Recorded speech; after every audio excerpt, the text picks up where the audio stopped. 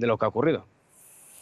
Miquel, hay inquietud en Israel, también en otros actores de Oriente Próximo por ese pacto que levanta sospechas tras ese acuerdo de desmilitarización de Idlib alcanzado por Turquía y Rusia. ¿Cómo queda, nos preguntamos entonces, ahora el tablero sirio? Este acuerdo en Idlib debía ser sin duda la noticia del día, pero el derribo del avión ruso lo ha eclipsado. El mapa sirio queda a la espera de que el 15 de octubre los ejércitos de Rusia y de Siria establezcan esa zona desmilitarizada de 20 kilómetros en la provincia de Idlib.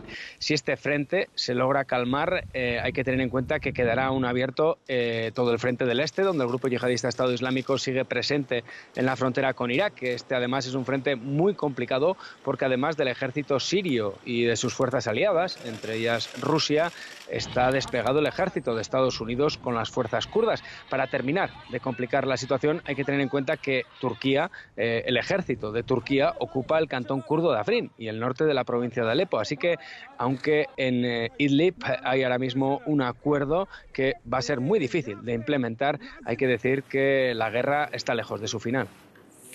Muchas gracias, Miquel. Ahí estarán en Jerusalén.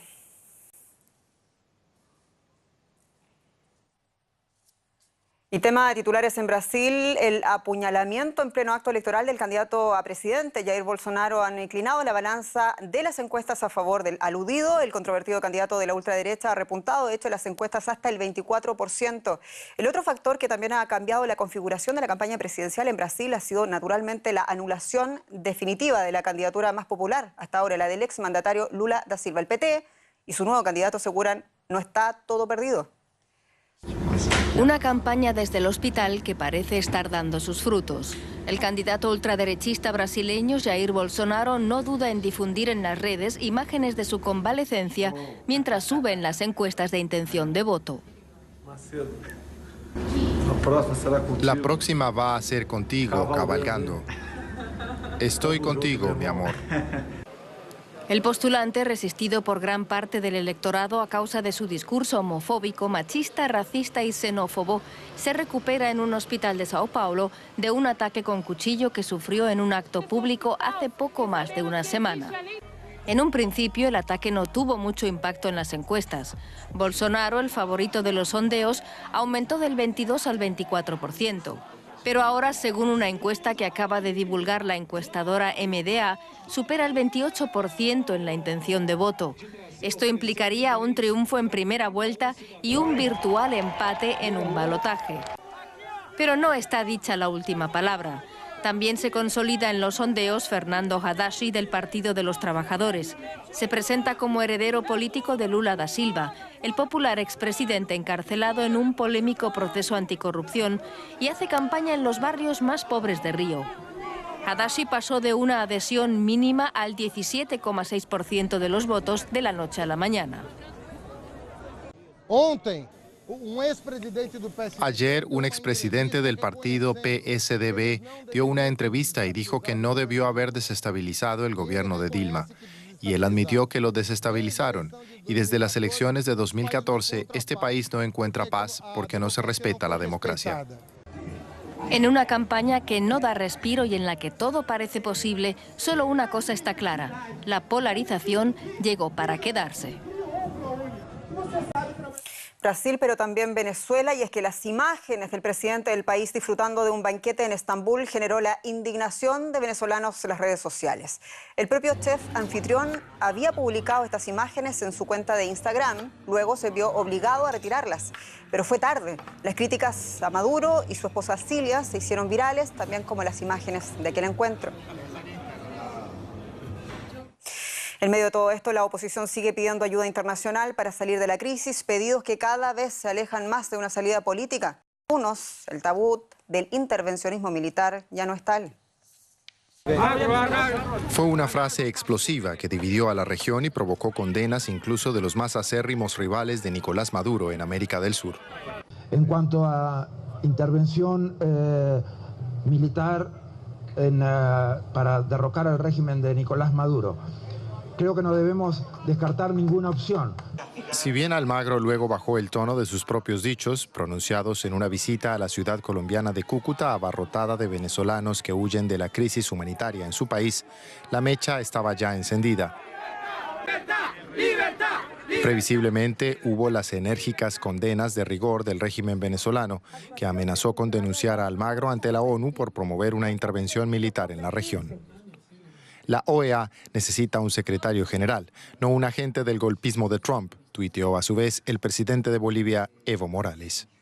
Incluso el propio Grupo de Lima, que evalúa acusar formalmente a Maduro por crímenes de lesa humanidad ante la Corte Penal Internacional, emitió un comunicado en el que se desliga de las declaraciones del secretario general de la OEA. 11 de los 14 países que integran el grupo expresaron su preocupación y su rechazo a cualquier curso de acción o declaración que implique una intervención militar o ejercicio de la violencia, amenaza o uso de la fuerza en Venezuela. Así se afirma en un comunicado divulgado por la Cancillería brasileña, que no fue firmado por Colombia, país que se ha quejado últimamente del ingreso no autorizado de militares venezolanos a su territorio. La declaración del Grupo de Lima fue fustigada por el exdiplomático venezolano Diego Arría, que vive en el exilio en Nueva York. Arría, expresidente del Consejo de Seguridad de la ONU e impulsor de una reciente cumbre en la ONU para denunciar a Caracas, consideró textualmente que el pronunciamiento del Grupo de Lima autoriza a Maduro a desatar su furia contra los venezolanos. Arría ya había abierto la puerta a una intervención militar en diálogo con Deutsche Welle. Nosotros hemos probado la vía electoral, la vía constitucional, y no hay manera porque Venezuela no tiene un gobierno. Venezuela se ha convertido en un narcoestado. La solución tiene que ver para mí en el poder de disuasión que tengan grandes naciones, por ejemplo los Estados Unidos, algunos de los países europeos sobre el régimen venezolano, y sin la menor duda, sin una participación de las Fuerzas Armadas eso no será posible, porque nosotros tenemos 60.000 cubanos, tenemos miles de guerrilleros de la FARC, del ELN, y tenemos como 200.000 milicianos que son paramilitares del régimen. ¿Cómo podemos salir de eso sin una ayuda militar? También el diputado cubano-americano Marco Rubio se mostró favorable a intervenir militarmente en Venezuela en un giro de su postura tradicionalmente contraria al respecto. Según él, las circunstancias han cambiado y Venezuela supone un peligro para la seguridad regional, incluyendo la de Estados Unidos. También advirtió que el presidente estadounidense Donald Trump no avisará si decide actuar contra Nicolás Maduro. A pesar de que en la región se ha visto tradicionalmente con malos ojos el intervencionismo militar estadounidense y muchos culpan a Washington de respaldar dictaduras militares en los 70 y los 80, varios actores políticos de importancia insisten, al calor de la grave crisis venezolana, en poner esta opción otra vez sobre la mesa. Nos vamos a la pausa en un minuto. Regresa mi colega Cristina Cubas con la economía. Por favor, quédese con nosotros. Gracias por su sintonía y hasta pronto.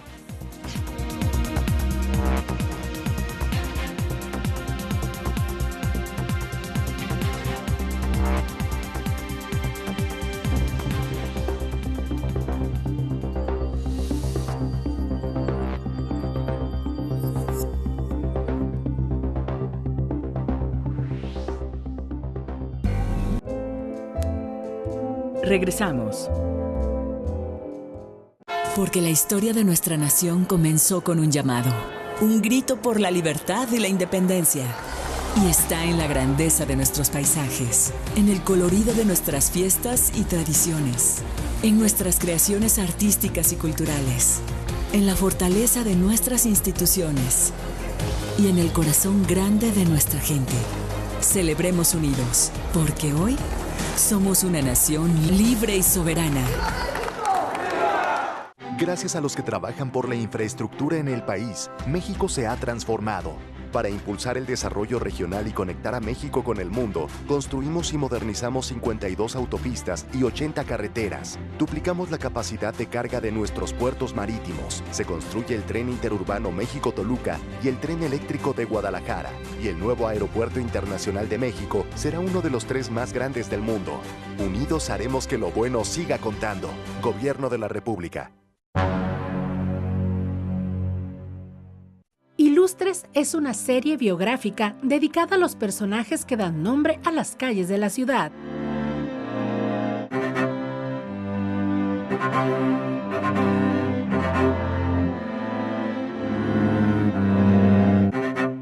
Ilustres, viernes, 20 horas, por la señal de TV+.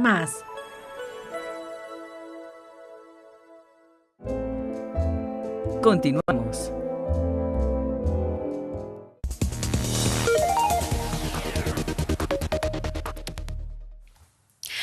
Hola y bienvenidos a Economía. El corredor ferroviario bioceánico central es un megaproyecto que está a punto de concretarse. Unirá los océanos Atlántico y Pacífico desde las ciudades portuarias de Santos en Brasil hasta la de Ilo en Perú, atravesando Bolivia. 3.755 kilómetros para los que Alemania ya ha asegurado su apoyo. Por eso una delegación boliviana se encuentra estos días en Berlín en búsqueda de inversores. Se espera que las obras, que ascienden a 15.000 millones de dólares, se inicien en 2019. Un megaproyecto que está a punto de concretarse y que impulsan Perú, Brasil, Paraguay, Uruguay y Bolivia.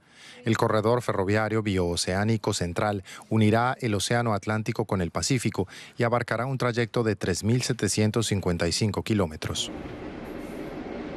El tren biooceánico conectará las ciudades portuarias de Santos en Brasil con la de Ilo en Perú. No solo cruzará el continente, también Bolivia, hacia la costa peruana. Una ruta opcional evitaría el paso por Bolivia. También se han contemplado otras 2 rutas potenciales. Pero el trayecto que atraviesa Bolivia parece ser el más viable.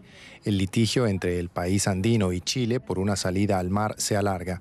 A su vez, el gobierno de Evo Morales busca mejorar su infraestructura para el transporte de carga. El tren biooceánico le proporcionará a Bolivia una ruta comercial para sacar sus bienes a través de las montañas andinas hacia los puertos de Perú. La mayoría de los trenes que circulan por Bolivia son chinos, pero para este proyecto transcontinental, Alemania ya ha asegurado que apoyará la construcción del corredor ferroviario, que costará alrededor de los 15.000 millones de dólares. Las empresas alemanas quieren encargarse de los rieles y los trenes y prometen entre 6.000 y 8.000 puestos de trabajo en el país boliviano. También han ofrecido formar a algunos locales en Alemania. Otros países como Suiza, España y Reino Unido también han mostrado su respaldo a esta mega obra que traerá un mayor desarrollo no solo a Bolivia, sino a toda la región. El ministro de Obras Públicas boliviano Milton Claros Hinojosa encabeza esta delegación boliviana aquí en Alemania y se encuentra ahora en nuestro estudio. Señor Claros Hinojosa, muchas gracias por estar aquí en Economía. Usted se ha reunido hoy con los empresarios alemanes. ¿Qué se ha llevado de este encuentro? ¿Han logrado cerrar algún tipo de acuerdo? Bien, sí, en realidad no es el primer encuentro que tenemos con empresarios alemanes. Hemos tenido reuniones también con empresarios suizos. Estamos delineando prácticamente ya el objetivo que tenemos de iniciar el próximo año la inversión como tal en el tren bioceánico. Hay muchos elementos que hay que tomar en cuenta para un megaproyecto como el que tenemos. Estamos hablando de vía férrea, estamos hablando de hubs portuarios que requieren la expertise y el know-how que tienen las empresas alemanas, suizas. Tenemos otros socios también, Reino Unido, España, pero nos interesa principalmente trabajar de manera muy cercana con Alemania porque ha sido el primer país con el que hemos firmado un memorándum de entendimiento. Entonces realmente estamos avanzando muy bien, hay unas alianzas muy bien definidas también con nuestros países vecinos y consideramos que el próximo año podamos iniciar obras. Eso es lo que usted dice, se espera que se inicien las obras, pero ¿cuán factible es esto, que empiecen las obras en 2019? Lo importante del bioceánico, el que ha propuesto Bolivia, tenemos una distancia de 3.755 kilómetros, de los cuales prácticamente están ejecutados, bueno, están en funcionamiento 3.000 kilómetros. 755 kilómetros de tramos nuevos, tanto en Perú como en Bolivia, que en relación a la longitud total realmente es muy poco lo que nos queda hacer. En Bolivia nosotros ya estamos invirtiendo alrededor de cerca de 200 millones de dólares en la ejecución de 140 kilómetros desde Santa Cruz a Bulo Bulo y que estamos trabajando ya. Entonces, el tramo que nos resta de casi 400 kilómetros en territorio boliviano puede ser ejecutado el próximo año.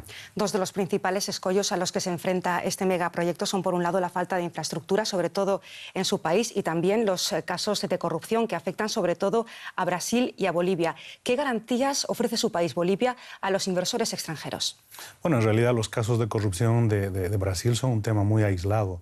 En Bolivia nosotros desde hace 12 años hemos institucionalizado al Ministerio de Transparencia, que ha sido una de las instancias principales de lucha contra la corrupción. Y además estos casos que se han dado en Brasil y algunos que tuvieran alguna relación con Bolivia han sido antes de estos 12 años. Y eso es algo muy importante mencionar porque se confunde esta situación. Es un tema que se está investigando por las vías que correspondan, pero el gobierno de Bolivia asume una decisión permanente de luchar contra la corrupción, y las inversiones en nuestro país están garantizadas. Todos los proyectos, megaproyectos que estamos ejecutando, en este momento tenemos empresas españolas, tenemos empresas chinas, tenemos empresas de todos los países que están trabajando en Bolivia. Más al contrario, hay muchas de estas empresas que nos han estado fallando, pero bueno, son temas muy aislados por incumplimientos de obra. Definitivamente en Bolivia las inversiones están garantizadas. Muchos de los proyectos que nosotros estamos ejecutando como gobierno son con recursos propios. Hay que mencionar que son más de 8.000 millones de dólares en inversión pública que este año tenemos previsto. Así que todo el trabajo que se está desarrollando con los países con los cuales estamos trabajando tienen las garantías necesarias por parte del gobierno. Bolivia es uno de los países más pobres de América Latina. ¿Qué impacto económico podría tener este megaproyecto para la economía boliviana? Bueno, en realidad Bolivia está viviendo una situación muy diferente. En estos 12 últimos años, prácticamente alrededor de 3 millones de personas han pasado de clase media baja a clase media alta. Esta migración de la gente nos da unas mejores condiciones de vida en Bolivia, y definitivamente la ejecución de cualquier proyecto.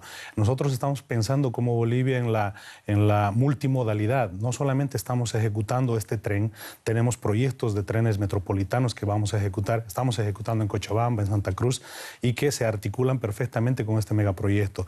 Tenemos inversión en aeropuertos, en carretera, que lo hemos hecho durante estos 12 años, y tenemos en proyección muchos proyectos más. Señor Claros Hinojosa, muchísimas gracias por esta entrevista. Muchas gracias. Y pasamos a hablar ahora de otro tema. Alta inflación y desplome de la moneda son los dos males que afectan principalmente en estos momentos a las economías turca y argentina. Dos países que, recordemos, sufrieron una gravísima crisis en 2001. Ahora parece que la historia vuelve a repetirse, y el desencadenante ha sido la continua subida de interés de la Reserva Federal de Estados Unidos. Turquía y Argentina tienen gran parte de su deuda en dólares, y por eso, en cuanto esta divisa se ha encarecido, lo ha hecho automáticamente también su deuda. Turquía y Argentina se tambalean de nuevo, y como en 2001, la peor parte de las crisis la sufren los más desfavorecidos. Las colas de niños en los comedores para gente sin recursos son una señal de alarma. Cada vez menos argentinos pueden costear sus necesidades más básicas. Los sindicatos y las iglesias quieren llamar la atención sobre esta emergencia y han abierto comedores gratuitos en pleno centro de Buenos Aires. Nosotros no compramos dólares, pero vamos al almacén y el pan subió el doble, la harina subió el doble, lo básico, la leche subió el doble. Por eso hoy nuestros comedores están absolutamente abarrotados. Argentina se ha endeudado en dólares estadounidenses. El peso argentino está en caída libre. En los últimos 12 meses ha perdido el 57% de su valor frente al dólar. La lira turca también está por los suelos. Ha perdido un 44% de su valor en ese periodo. El real brasileño, el 25%. Y en cuanto al rublo, ha caído un 15%. La semana pasada, los bancos centrales de Rusia y Turquía anunciaron sendas